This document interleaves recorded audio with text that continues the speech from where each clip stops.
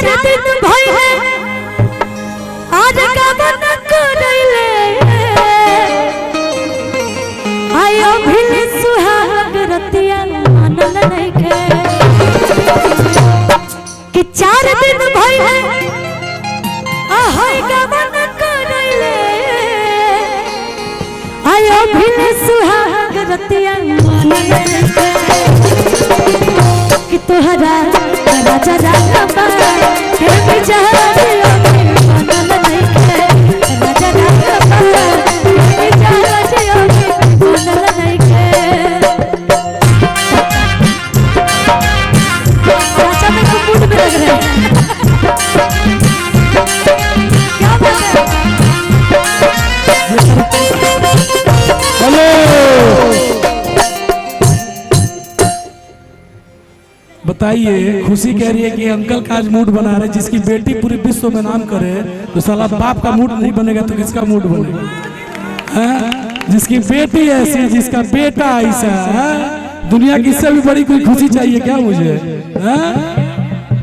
कसम से आज तो दिल्ली जीत लिया अंकल, और एक ही दिल है कितना बार जीतेगा। हमेशा बेटी की तरह प्यार मिला है मुझे, और सच में ये मेरे पिता जैसे ही हमेशा बेटी का प्यार दिया है। और सच में अगर किसी का बेटा और बेटी अगर पूरी दुनिया उससे जानती हो, प्यार करती हो, तो उस बाप को उसे गर्व की बात और क्या हो सकती है। और ये सच में सौरभ अंकल ने ये साबित किया आज बोल के इस मंच से, तो बहुत बहुत धन्यवाद। और कहो कि 4 दिन भई है हर गवन करैले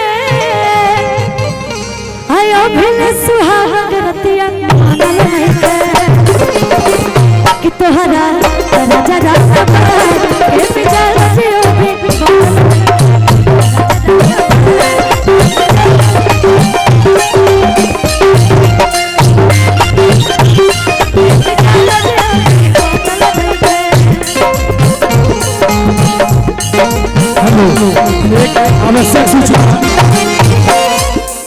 एक आवश्यक सूचना, सुमित जी बंजरिया के अगर हैं यहाँ पे, उनके घर पे किसी का तबीयत खराब है और उनका मोबाइल बंद है, ध्यान से सुनिए।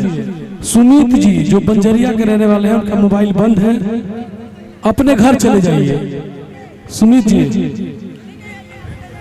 ठीक है, आ जाओ।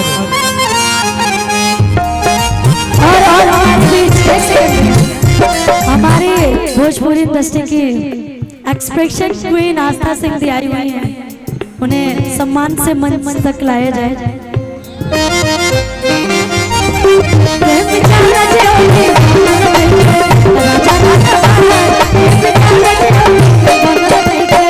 लेकिन लड़कियां कहला अब जोने के राजा कही कि मिजाज नहीं के बनता हुए न कही हद होता राजा माजा माल को सियाता मूड बने में रहू टाइम लागेला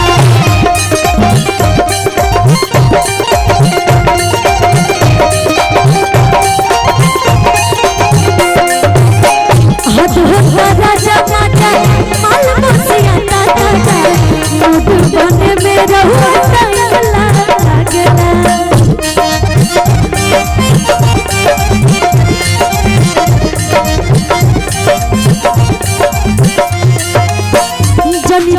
बाबू हम सोहिल नताऊ धीरे धीरे हमर भीतर एक भूत जागे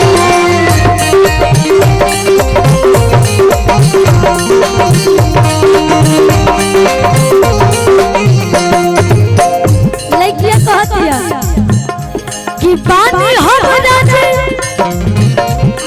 आनावत सनपता जे अरे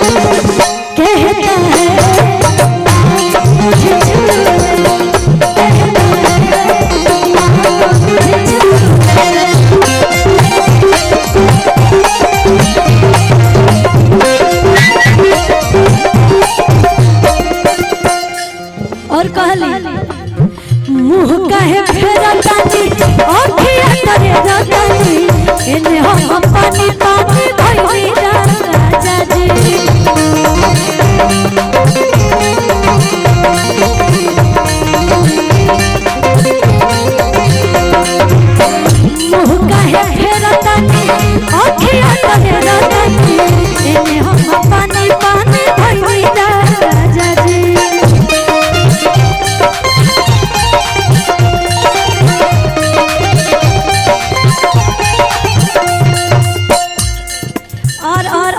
और प्लीज प्लीज हमारी भोजपुरी जगत के एक्सप्रेशन क्वीन, पूरी दुनिया इनकी दीवानी और मैं भी इनकी दीवानी हूँ।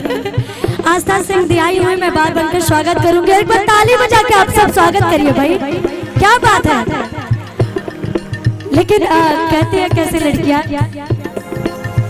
जनिता दाबाब हम सोहल नतारे फिर हमर भीतर एक भूत जागला।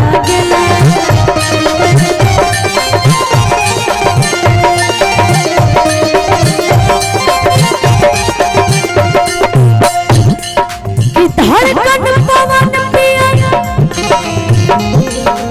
आरे बढ़े छोटे छोटे जी जातिया मयूरी बगल देखे तकले कि तोहरा राजा राना